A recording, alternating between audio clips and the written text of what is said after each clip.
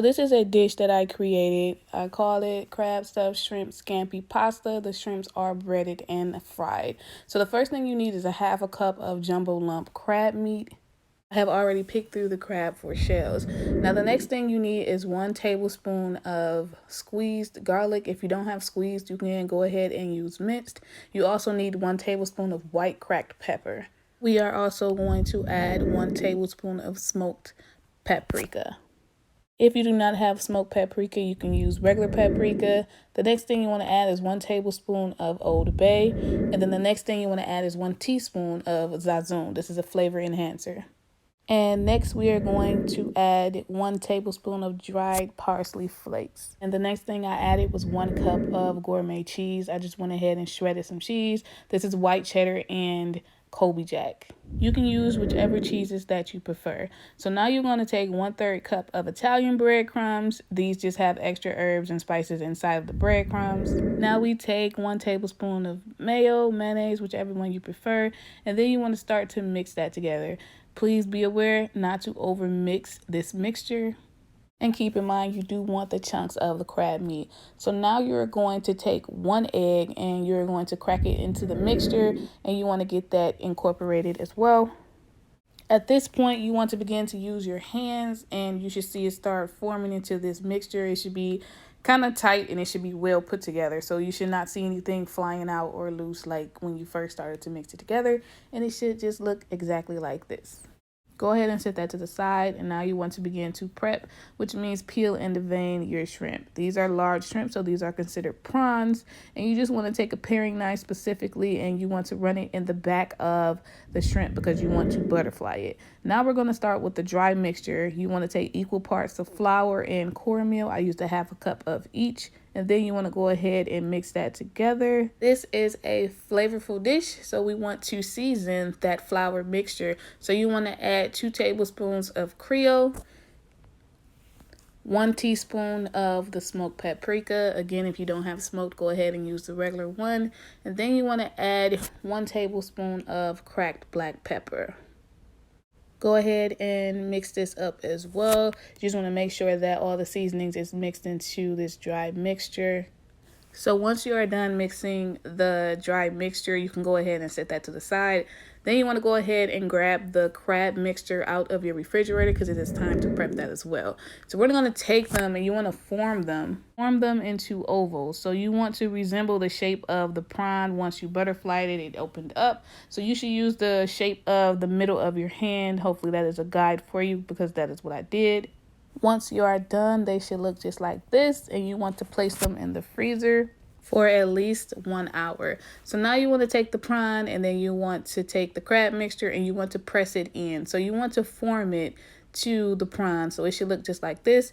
You want to repeat the process, keep doing it. If you have to take some out, go ahead and take some out, but for the most part, just leave it in. So it should look just like this, and you want to put these in the refrigerator for about 30 minutes. Now you want to coat those prawns with the dry mixture. You just want to cover every piece of the prawn and the mixture. Drop off any excess and then put that on the tray. You want to repeat the process until every prawn that you're going to cook is coated.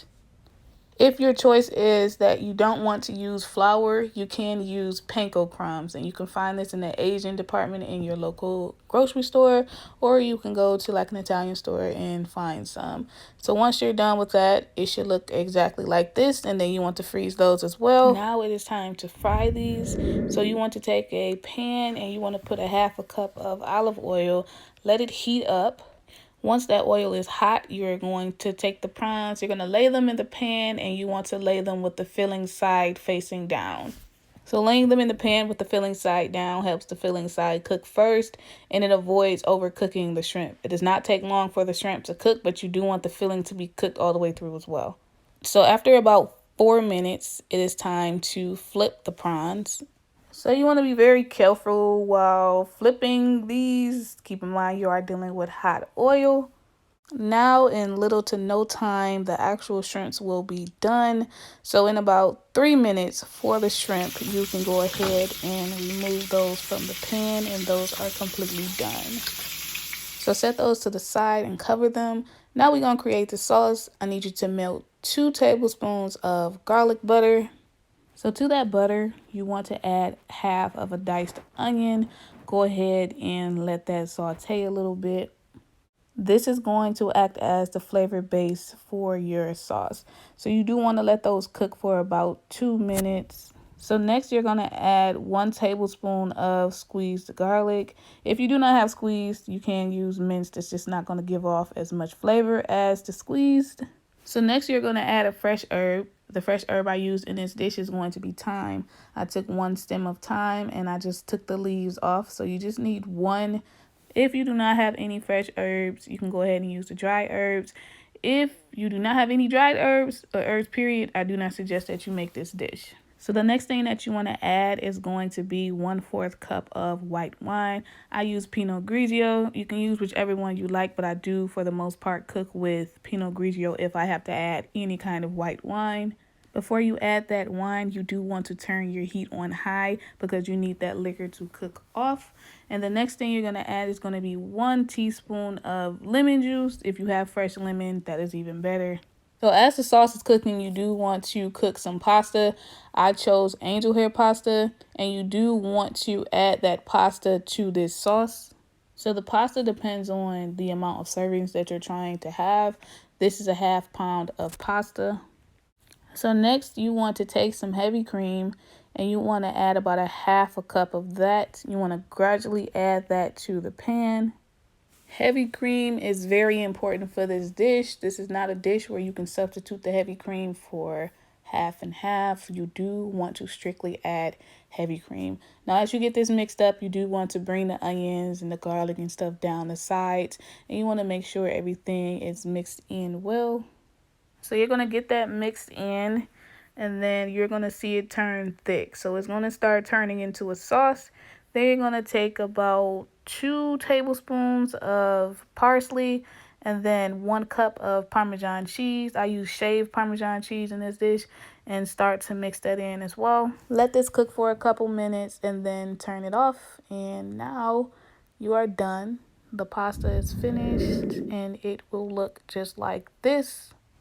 Next, you're going to lay the stuffed prawns into the pan.